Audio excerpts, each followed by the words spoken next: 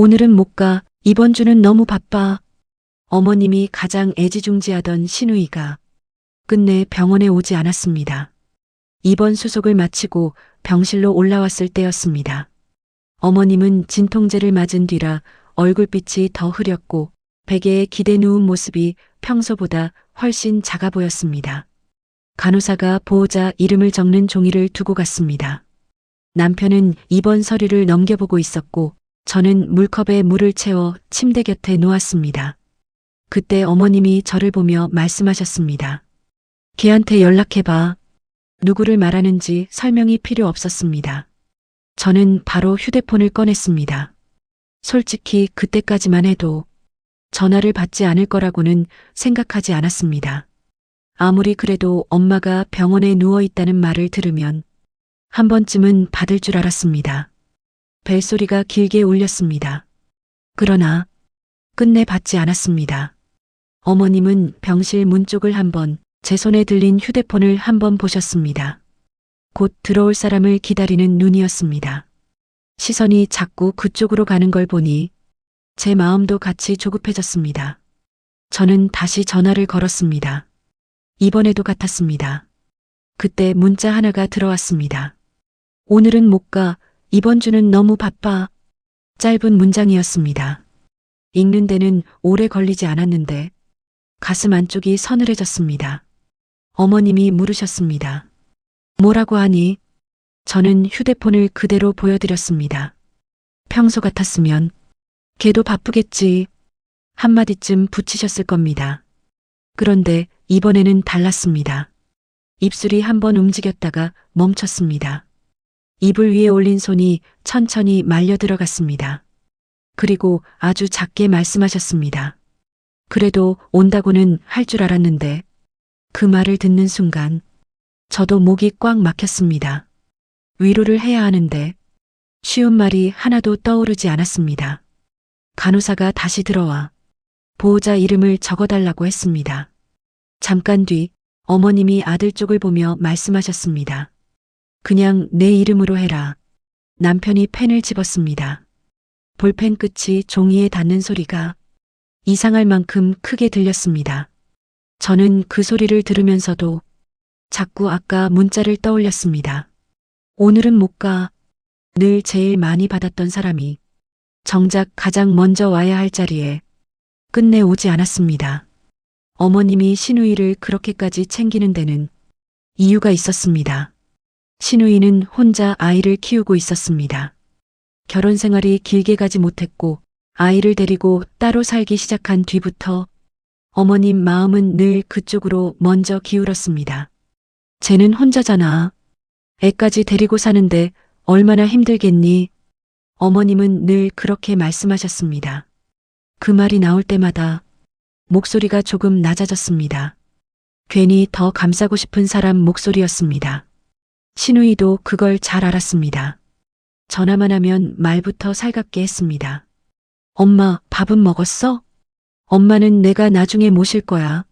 엄마 없으면 나 진짜 안 돼.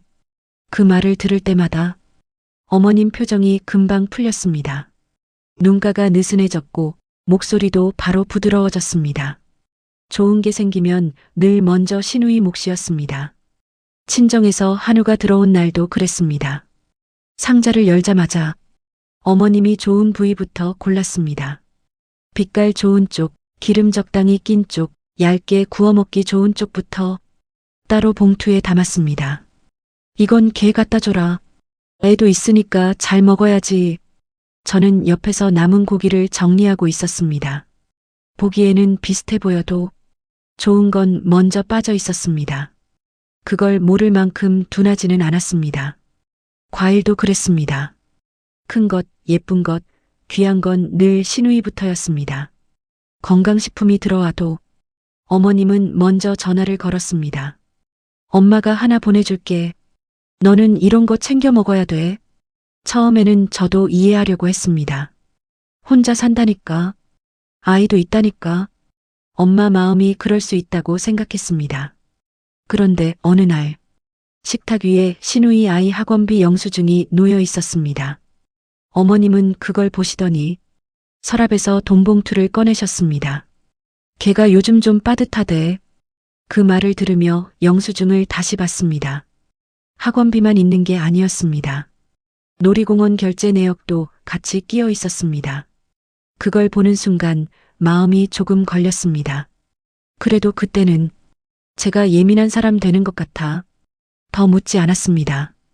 어머님은 딸을 챙기고 있다고 믿었고 신우이는 그 믿음을 너무 잘 이용하고 있었습니다. 문제는 좋은 건 늘 신우이부터였는데 급한 일은 늘 저희 쪽으로 왔다는 겁니다. 어머님은 혼자 사셨고 저희 부부는 차로 10분 거리에 살았습니다. 둘 다 맞벌이라 평일에는 늦게 들어오는 날도 많았습니다. 그래도 가까이 산다는 이유로 급한 일이 생기면 늘 저희에게 연락이 왔습니다. 병원 좀 같이 가자. 약 받아오는 김에 이것도 해라. 반찬 조금만 해다 줄 수 있니? 처음에는 당연하다고 생각했습니다. 멀리 있는 사람보다 가까이 있는 사람이 움직이는 게 맞다고 여겼습니다. 문제는 그 다음이었습니다. 손을 쓰는 건 늘 저였는데 마음은 늘 신우이가 가져갔습니다. 한 번은 비 오는 날이었습니다. 어머님이 허리가 아프다 하셔서 퇴근하자마자 병원에 모시고 갔습니다. 접수하고 검사 기다리고 약까지 받아 나오니 저녁 시간이 훌쩍 지나 있었습니다. 차에 타자마자 어머님이 신우이에게 전화를 거셨습니다. 엄마 병원 다녀왔어. 별건 아니래. 같이 간 건 저였고 옆에서 부축한 것도 저였는데 어머님은 제 얘기를 먼저 하지 않으셨습니다. 신우이는 전화기 너머로 말했습니다. 엄마, 내가 있었으면 같이 갔을 텐데 요즘 회사가 너무 정신없어. 그 말을 듣는 순간 운전대를 잡은 손에 힘이 들어갔습니다. 와이퍼가 앞유리를 계속 쓸고 있었는데도 앞이 더 흐려지는 기분이 들었습니다. 어머님은 전화를 끊고도 딸을 감쌌습니다. 걔도 마음은 있어. 사정이 그렇지. 그 말을 들으면서 속이 천천히 답답해졌습니다. 가까이 사는 사람은 손을 쓰고 멀리 있는 사람은 마음을 쓴다고 인정받는 구조 같았습니다. 명절이 다가오면 그 차이는 더 또렷해졌습니다. 어머님은 며칠 전부터 음식 준비를 시작하셨습니다. 저는 퇴근하고 들러 손질을 도왔고 남편은 늦게 와서 무거운 걸 옮겼습니다.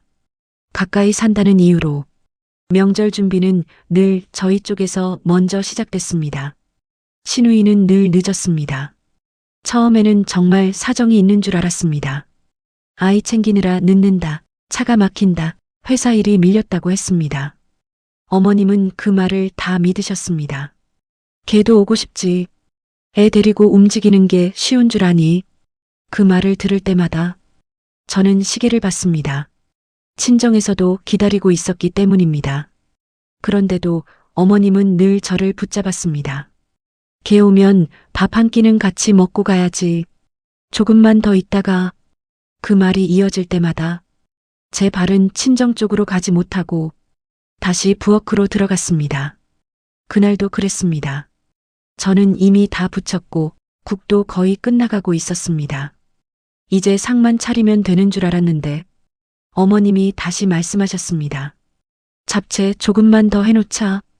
그 말을 듣는 순간 가슴 안이 턱 막혔습니다. 저는 방금까지 뜨거운 불 앞에 서 있었고 허리는 이미 뻐근했습니다. 그런데도 대답 대신 당면을 다시 꺼냈습니다. 다시 냄비에 물을 올렸습니다. 남편은 거실에서 휴대폰을 보고 있었습니다. 한 번쯤은 이제 그만 가자 할 줄 알았습니다. 그런데 아무 말도 없었습니다. 답답한 건 신우이 쪽이었습니다. 늦는다는 연락은 늘 제때 왔습니다. 이상하게도 도착은 늘 늦었습니다. 사과는 했지만 급하지는 않았습니다. 한참 뒤에 문을 열고 들어오며 엄마 미안 진짜 정신없었어. 그렇게 말하면 어머님은 바로 녹았습니다. 왔으면 됐지. 애 데리고 오느라 힘들었겠다. 저는 그 말을 옆에서 들으며 손에 묻은 기름을 닦았습니다. 수건을 괜히 더 세게 쥐었고 손등이 빨개질 때까지 문질렀습니다. 나중에 알고 보니 신우이가 늦었던 날들 중에는 일부러 시간을 끈 경우가 많았습니다. SNS에 올린 글을 보니 명절 음식 냄새 지겹다. 늦게 가면 일 안 하잖아. 그런 문장이 적혀 있었습니다. 그 글을 보기 전까지는 저도 끝까지 믿으려고 했습니다. 정말 사정이 있겠지. 정말 아이 때문에 늦는 거겠지. 그런데 아니었습니다. 그건 늘 핑계였고 저는 늘 그 핑계 뒤에서 1시간씩 더 붙잡히는 사람이었습니다. 신우이 아이를 맡는 일도 처음에는 잠깐인 줄 알았습니다. 정말 급한 날이 있겠지 싶었습니다. 회사에서 갑자기 일정이 잡힐 수도 있고 아이를 맡길 데가 없어서 어쩔 수 없는 날도 있겠지 생각했습니다. 신우이는 늘 급한 목소리로 전화했습니다. 엄마, 오늘만 좀 봐줘. 회의가 길어질 것 같아. 이번 한 번만 부탁할게. 말은 늘 비슷했습니다. 미안하다고도 했고 고맙다고도 했습니다. 목소리만 들으면 정말 발등에 불이 떨어진 사람 같았습니다. 어머님은 그런 전화를 받으면 생각할 틈도 없이 대답하셨습니다. 그래, 데려와. 애가 뭘 잘못했니? 그렇게 시작됐습니다. 아이를 데리고 오는 건 신우이였지만 그 뒤를 맡는 건 대개 저였습니다. 어머님이 혼자 보기 힘든 날이면 퇴근하고 제가 들렀습니다. 아이 밥 먹이고 씻기고 잠드는 것까지 보고 돌아오는 날이 많았습니다. 그날도 비가 많이 왔습니다. 퇴근하고 어머님 댁에 들렀더니 아이 가방이 소파 옆에 놓여 있었습니다. 어머님은 아이를 무릎에 앉혀놓고 동화책을 읽고 계셨습니다. 오늘도 맡겼어요? 제가 묻자 어머님이 말씀하셨습니다. 회의가 길어진대. 그 말을 듣는 순간 가슴이 묘하게 답답해졌습니다. 그날 밤 휴대폰이 한번 울렸습니다. 신우이 SNS 알림이었습니다. 무심코 눌렀다가 손이 그대로 멈췄습니다. 어두운 조명 아래 놓인 잔, 큰 음악 소리가 들릴 것 같은 사진, 테이블 위에 놓인 칵테일, 글도 있었습니다. 오랜만에 숨 좀 쉰다. 육아 탈출. 그 문장을 읽는 순간 숟가락을 쥔 손에 힘이 들어갔습니다. 회의라던 사람이 아니었습니다. 회사 일정 때문에 못 온 사람 분위기도 아니었습니다. 저는 화면을 다시 봤습니다. 잘못 본 건 아닌지 한 번 더 확인했습니다. 그런데 그대로였습니다. 아이는 제 앞에서 밥을 먹고 있었고 어머님은 그 옆에서 국을 식히고 있었습니다. 제가 고개를 들어 어머님을 한번 봤습니다. 말할까 싶었습니다. 지금이라도 보여드릴까 싶었습니다. 그런데 입이 떨어지지 않았습니다. 어머님은 아이 반찬을 잘게 잘라주고 계셨습니다. 그 손을 보는 순간 말이 목까지 올라왔다가 다시 내려갔습니다. 그래서 그날도 그냥 화면을 껐습니다. 하지만 그 사진은 쉽게 지워지지 않았습니다. 회의가 길어서 못 온 게 아니라 잠깐이라도 자기 시간을 즐기고 싶어서 아이를 맡겼다는 걸 그때 처음 분명하게 알았습니다. 신우이 생일이 가까워졌을 때 어머님이 백화점에 같이 가자고 했습니다. 그날은 토요일이었습니다. 저는 그냥 가벼운 선물 정도를 생각했습니다. 스카프 하나, 화장품 하나, 잘해봐야 지갑 정도겠거니 했습니다. 그런데 어머님은 곧장 가방 매장으로 들어가셨습니다. 직원이 인사를 하자 어머님은 몇 개를 훑어보시더니 안쪽 진열대에 있던 가방 하나를 집어드셨습니다. 검정색 가죽이었고 누가 봐도 비싼 물건이었습니다. 이거 괜찮다. 저는 그 옆에 서 있다가 가격표를 먼저 봤습니다. 숫자를 보는 순간 가슴이 철렁 내려앉았습니다. 어머님은 가방을 내려놓지 않았습니다. 걔 이런 거 좋아하잖아. 애 키우고 일도 하고 얼마나 고생인데. 그 말을 들으면서 입술 안쪽을 한번 깨물었습니다.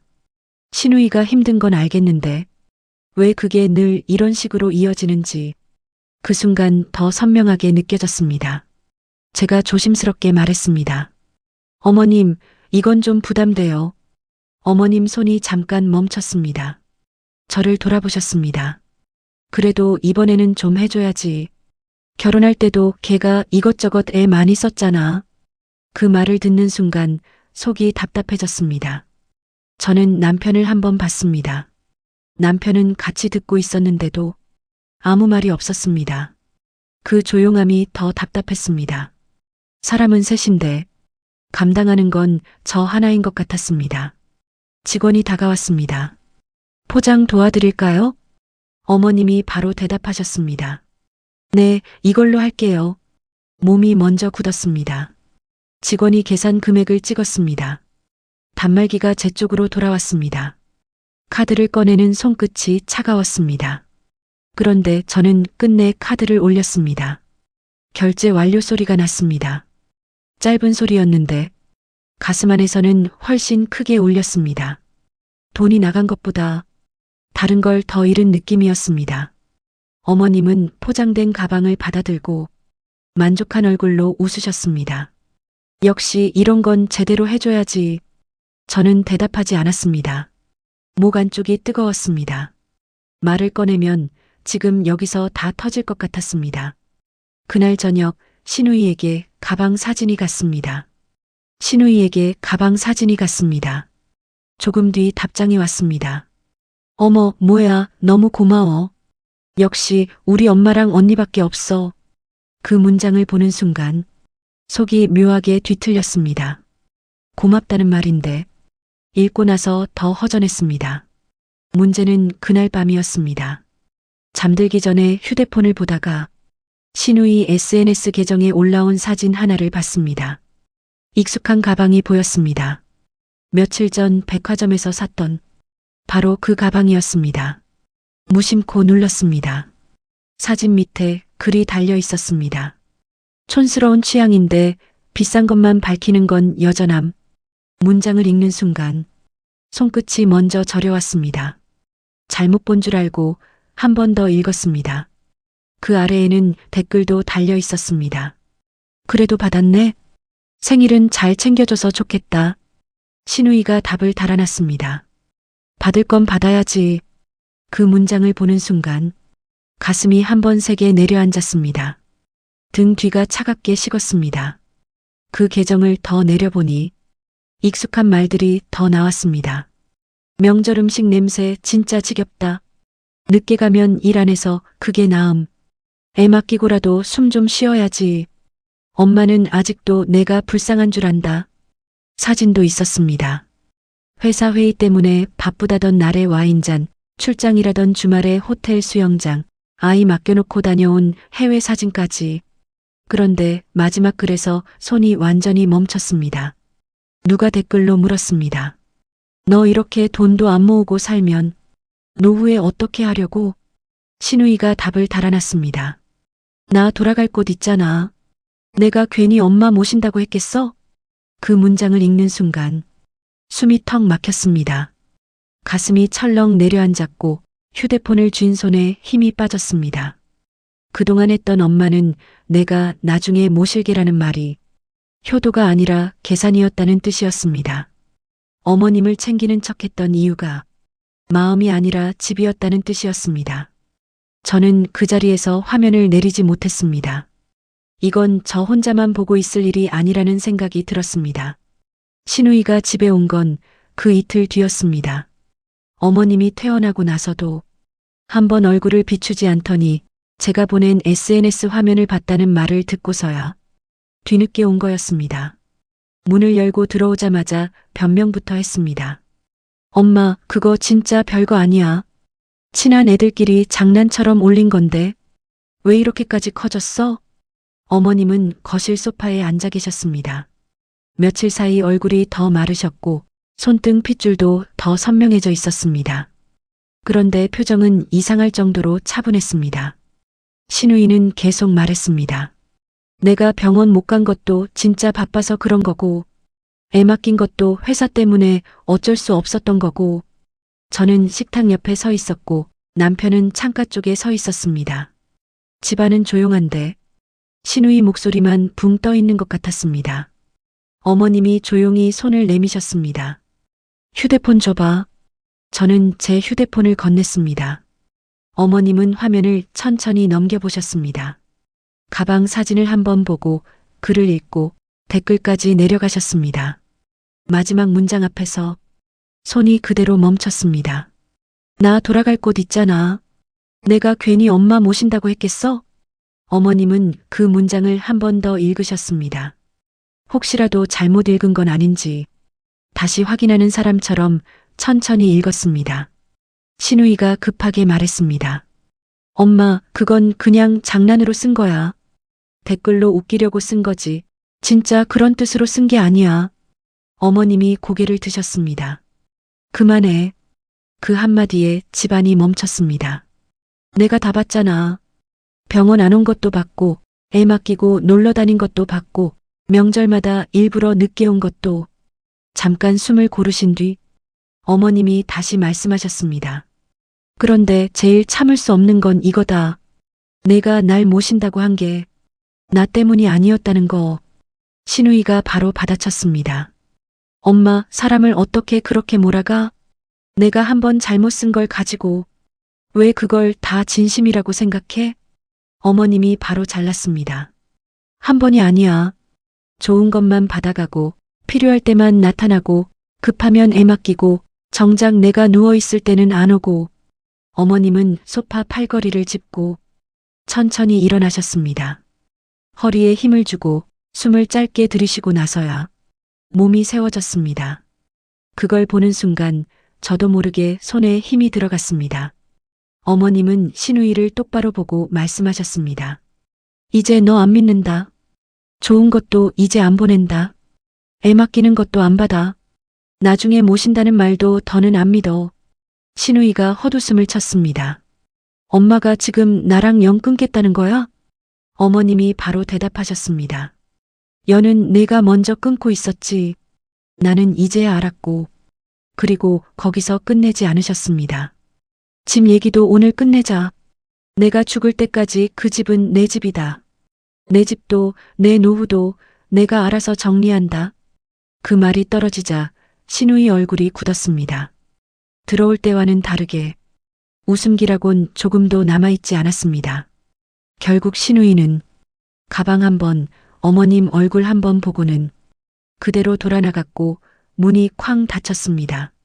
어머님은 문 쪽을 한참 보고 계셨습니다. 예전 같았으면 그래도 밥은 먹고 가라 한마디 붙잡았을 텐데 이번에는 부르지 않으셨습니다. 그리고 천천히 저를 돌아보셨습니다. 가방값부터 내가 줄게. 그동안 내가 쓴 것도 내가 정리할 수 있는 데까지는 할게. 내가 내 마음을 너무 당연하게 썼다. 그 말을 듣는 순간 목 안쪽이 뜨거워졌습니다. 남편도 그제야 입을 열었습니다. 엄마, 그건 내가 할게. 어머님은 남편 쪽을 보며 짧게 말씀하셨습니다. 내가 할 건 따로 있다. 이제부터는 내 집부터 제대로 챙겨라.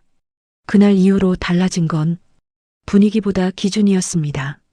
좋은 게 생기면 어머님은 먼저 저희 집으로 보냈습니다. 급한 일이 있어도 전처럼 당연하게 저를 찾지 않았습니다. 예전에는 어머님 마음의 중심이 늘 딸 쪽에 있었습니다. 신우이 아픔이 너무 가까이 보였고 그래서 정작 자기 곁에 누가 남아 있었는지는 오래 보지 못하셨던 것 같습니다. 좋은 말은 늘 딸 쪽에 있었지만 정작 손을 내미는 사람은 늘 가까이에 있었습니다. 그걸 어머님도 늦게야 아신 것 같았습니다. 그 뒤로는 먼저 찾는 사람도 먼저 챙기는 사람도 달라졌습니다. 이제는 말보다 행동으로 곁을 지키는 사람을 어머님도 알아보게 되셨습니다.